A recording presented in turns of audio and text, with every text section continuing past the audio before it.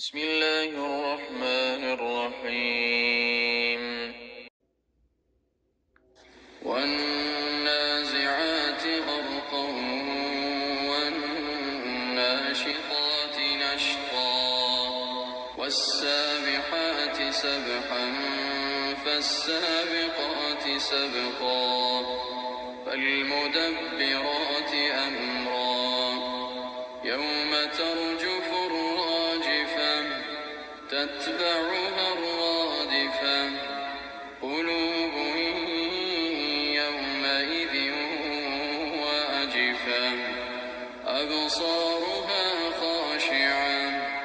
يقولون أئنا لمردودون في الحافرة أئذا كنا عظاما نخرة قالوا تلك إذا كرة خاسرة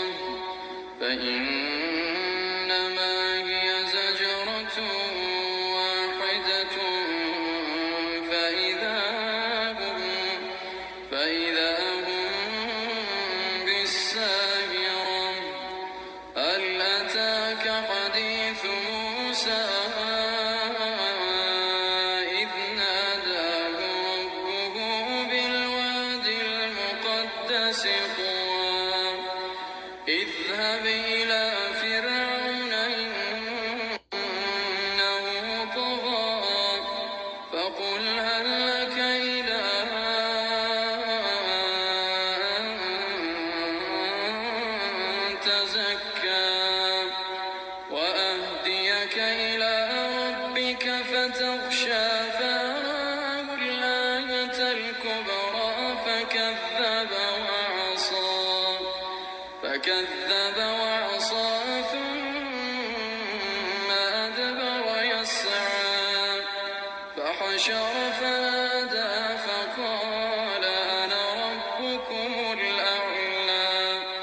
فأخذه الله نكال الآخرة والأولى إن في ذلك لعبرة لمن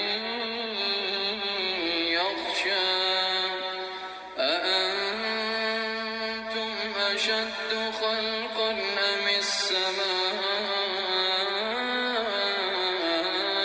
بناها رفع سمكها فسواها وأغطش ليلها وأخرج ضحاها والأرض بعد ذلك دحاها أخرج منها ماءها ومرعاها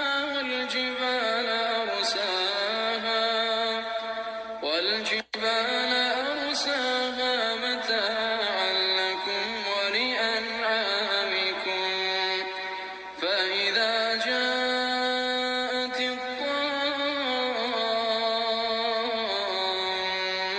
الطامة الكبرى